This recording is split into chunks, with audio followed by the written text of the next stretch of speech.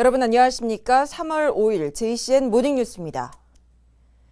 제20대 대통령 선거 사전투표가 어제와 오늘 실시되고 있습니다. 울산에서도 많은 유권자들이 소중한 한 표를 행사했는데요.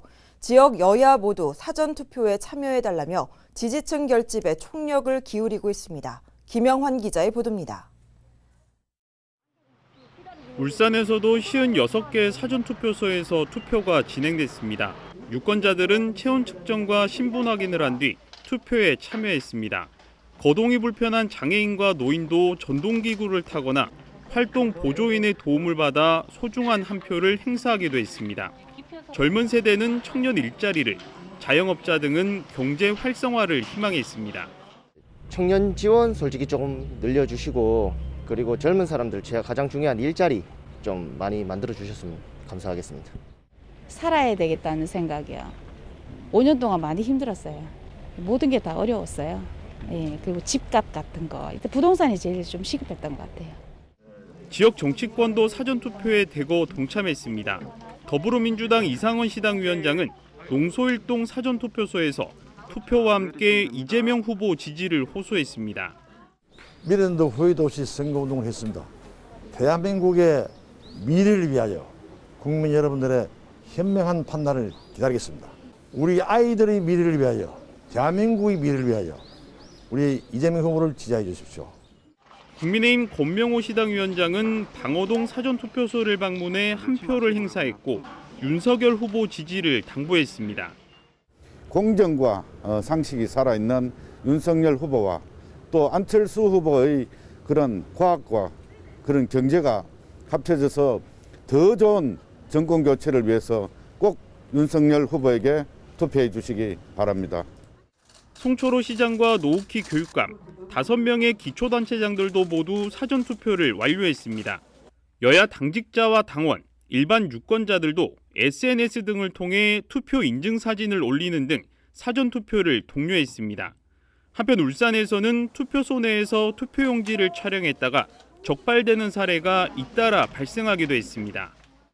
각 정당들은 사전투표율이 결과에 어떤 영향을 미칠지 유불리를 따지며 촉각을 곤두세우고 있습니다. JCN 뉴스 김영환입니다. 대선 사전투표소에 투표 사무원들이 착용한 장갑과 방역복 색깔을 두고 논란이 일고 있습니다. 국민의힘 서범수 국회의원은 투표 사무원들이 모두 파란색의 장갑을 착용하고 있어 당 차원에서 선관위에 문제 제기를 했다며 만일 의도가 있었다면 명백한 선거 개입이라고 지적했습니다. 이에 대해 울산시 선거관리위원회는 중앙선관위에서 일괄 구매에 지역으로 내려왔고 민원이 접수된 후에는 장갑과 방역복을 흰색 또는 비닐로 교체하라는 지시에 따라 교체를 완료한 상태라고 밝혔습니다. 3살 여자아이가 제대로 먹지 못해 아사한 것으로 추정되는 사건이 발생했습니다. 지난 3일 오후 7시쯤 울산 남구의 한 원룸에서 27개월 된 아이가 숨을 쉬지 않는다는 20대 친모 A씨의 신고를 받고 출동한 구급대원이 아이를 병원으로 옮겼지만 숨졌습니다. 해당 여아의 몸에는 외상은 없었지만 몸무게가 7에서 8kg 정도로 또래보다 몸집이 훨씬 작았으며 함께 있던 15개월 된 남동생 역시 건강 상태가 나빠 관련 기관에 인계됐습니다. 울산경찰청은 친모가 자녀들에게 음식을 주지 않고 방치해온 것으로 보고 아동학대 범죄 처벌 등에 관한 특례법 위반 혐의로 긴급 체포했으며 20대 동거남도 입건해서 조사했습니다. 경찰은 구속영장을 신청할 예정입니다. 울산시와 울산시 교육청이 아프가니스탄 특별 기여자들의 울산 정착과 관련해서 법무부 측에서 사전 협의가 없었다고 밝혔습니다. 울산시는 안수일 시의원의 서면 질문에 대한 답변을 통해 아프간 특별 기여자의 현대중공업 취업과 울산 지역 이주가 결정될 때까지 법무부와의 사전 협의는 없었다며 지역사회의 수용성이 전제돼야 한다는 점을 고려할 때 사전 협의를 생략한 부분은 아쉽다고 밝혔습니다. 울산시 교육청도 사전 협의는 없었고 공문만 받았다며 자녀들의 정착을 위해 초등학교는 한국어 특별학급을 운영하고 중고등학교는 찾아가는 한국어 교육을 진행할 계획이라고 답변했습니다. 중구청은 어제 국토교통부에 부동산 조정 대상 지역 지정 해제를 요청했습니다. 중구는 지난 2020년 12월 남구와 함께 부동산 조정 대상 지역으로 지정됐지만 일부 신축 아파트 단지와 재개발 호재가 있는 지역을 제외하면 시민들이 체감하는 부동산 시장은 온도 차이가 있었다고 설명했습니다. 특히 조정 대상 지역 지정 이후 가격 변동률은 지속적인 감소 추세에 있고 신규 아파트 공급도 한 건에 불과한 상황이라고 덧붙였습니다. 이에 따라 중구청은 부동산 조정 대상 지역 지정 해제 요청에 이어 주택시장 안정화를 위해서 적극적으로 대응할 계획입니다. 울산시가 코로나19 확진자 가운데 분만이나 소아, 투석 등의 특수 환자 치료를 위한 특수병상 151개를 확보했습니다. 분만 병상의 경우 94병상을 확보하면서 울산뿐만 아니라 타 지역 산모들도 수용할 수 있게 됐습니다. 이에 따라 병상을 구하지 못해 구급차나 보건소에서 출산하는 상황에 대응할 수 있게 됐습니다. 또 울산대학교 병원이 투석 환자 수용 인원을 4명에서 8명으로 늘리기로 했고 지역 종합병원 한 곳이 최대 12명까지 투석이 가능한 외래 투석센터를 운영하기로 했습니다. 오미크론 변이 확산으로 혈액 수급난이 심각해지고 있는 가운데 울산시청의 직원들이 팔을 걷고 나섰습니다. 울산시는 어제 시청 햇빛광장에서 올해 첫 공공기관 사랑의 헌혈 이어가기 행사를 가졌습니다. 울산시는 올해 첫 번째 헌혈 주자로 나서 지역 내 헌혈 문화 확산에 앞장서기로 했습니다. 울산은 확진자 수와 재택 치료자가 급증함에 따라 헌혈 기피 현상이 심각해 이를 혈액 보유량이 2.91 수준인 것으로 나타났습니다. 동구청이 오는 7일자로 조직 개편을 실시합니다. 이번 조직 개편을 통해 본청은 3국 2실 19과 80담당에서 3국 2실 20과 81담당으로 늘어나며 보건소는 1소 1과 8담당에서 1소 2과 9담당으로 행정복지센터도 구계동에서 14담당에서 구계동 16담당으로 개편됩니다. 특히 동구보건소는 기존의 보건과를 보건행정과와 건강관리과 등 2개 과로 확대하고 코로나19 대응 업무를 전담하는 감염병 대응계가 신설됩니다.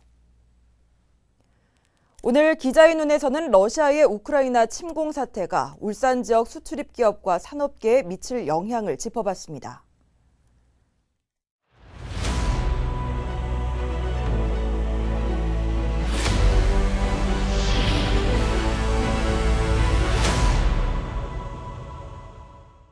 네, 러시아의 우크라이나 침공 문제가 다른 나라 얘기가 아니라 당장 우리 경제에 전방위적으로 타격을 주고 있습니다. 우리 수출업계 빨간불이 켜졌고 산업계에도 비상이 걸렸습니다. 지금 우리 주식시장도 휘청거리고 있잖아요. 구현희 기자와 얘기해 보겠습니다. 구 기자, 뭐 이런 일이 안 났을 때도 몇 달째 유가가 오르고 있는데 이번 사태 나고 유가가 빠르게 오르고 있단 말입니다. 네. 예. 러시아가 그 우크라이나를 침공한 지 일주일이 지났는데 국제 유가가 배럴당 110달러를 넘기기도 했습니다. 예. 11년 만에 최고 수준인데요. 어허. 유가가 올랐다는 건 에너지 가격의 상승을 뜻하고 또 원자재 가격 상승과 전반적인 물가 또한 상승할 거란 걸 보여줍니다. 그렇습니다. 이제 우리도 수출로 먹고 사는데 가장 우려되는 것이 우리 기업들의 수출인데 자동차, 반도체, 석유화학의 수출 타격이 클 거란 전망이 나오는데 우리 울산의 수출 주력 수출 품목이잖아요. 이게 모든 것들이. 그래서 네. 걱정이란 말이에요. 네, 다행히 아직까지는 이 수출 차질이 가시화되고 있지는 않습니다. 그 우리나라 전체 수출에서 이 러시아와 우크라이나가 차지하는 비중이 1.5%와 0.1%로 좀 적기도 하고요. 예, 다만 울산은 이보다는 조금 높은데 그 우크라이나 수출은 울산 전체 수출의 0.1%에 불과한데 반해 예. 지난해 러시아 수출은 울산 전체 수출의 그 2.4%를 차지했습니다. 네. 2%대면 많지 않다고 보실 수도 있는데 그간 울산의 러시아 수출 비중은 1%대를 벗어나지 못했었습니다. 예. 네, 그런데 지난해는 대러시아 수출이 전년보다 2배 이상 늘어났는데요. 그만큼 러시아가 울산의 주요 수출국으로 빠르게 성장하고 있었다는 건데 예. 이 와중에 이번 사태가 일어난 겁니다. 예, 아직까지 뭐 눈에 띄는 피해는 없다고 하니까 그나마 다행이라고 생각이 됩니다만은 이게 사태가 오래 가면 우크라이나하고 수출입하는 기업들의 타격이 뻔하잖아요. 실제 그런 일이 있었단 말이에요. 네, 우리는 이미 그 비슷한 경험을 한 적이 있습니다. 네. 지난 2014년에 러시아가 우크라이나로부터 이 크림반도를 강제 병합했을 때였는데 그 다음에 울산의 대러시아 수출이 정확히 반토막이 났었습니다. 예, 이제 그런 걸 보면은 이번에도 우리 수출 기업들의 타격이 예상되는데 특히 울산의 주력 수출 품목인 자동차가 큰 타격을 받지 않을까 이런 걱정이 생겨요. 네, 그 지난해 그 울산에서 러시아로 수출한 이 품목을 살펴보면 자동차 수출이 54.6%로 가장 많아요. 많았습니다. 예. 다음에 자동차 부품이 14.9%로 많은데요. 이 두 품목만 봐도 70% 정도를 차지하죠. 이렇다 보니 사태가 장기화되면 이 당연히 자동차 관련 수출이 타격을 입을 수밖에 없습니다. 예. 이건 현지 생산과도 연관이 있는데요. 이 현대 자동차가 러시아 현지에서 생산하는 완성차가 연간 23만 대 정도인 것으로 알려졌습니다. 네. 그런데 현지에서 팔려면 부품이 필요한데 그렇죠. 이 부품도 우리가 수출하고 있습니다. 지금 현대차 러시아 공장이 지난해부터 이어져온 반도체 공급 부족으로 이 가동을 잠시 중단했는데요. 우크라이나 침공 사태가 길어질 경우에는 이 가동 중단 사태가 길어질 수 있을 거란 우려가 나오거든요.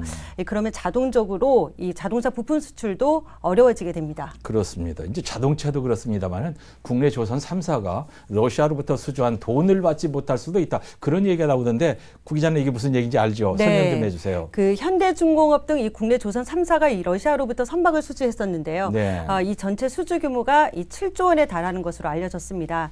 예. 그런데 러시아의 우크라이나 침공으로 지금 러시아에 대한 이 무역 제재가 가해지고 있지 않습니까? 네. 이 대표적인 것이 이 국제은행 간 통신협회, 그 스위프트 제재라고 하는데 이게 달러를 통한 대금 지급을 못하게 하는 제재거든요. 묶어놨죠. 이 때문에 사태가 길어지면 이 국내 조선 3사가 이 선박을 건조하고도 대금을 받지 못해서 이 손실을 그대로 떠안을 수도 있다는 우려가 나오는 겁니다. 스위프트 때문에 묶여서. 네. 근데 러시아와 우크라이나와 사업적으로 관련된 울산 지역의 기업들이 얼마나 됩니까? 많아요?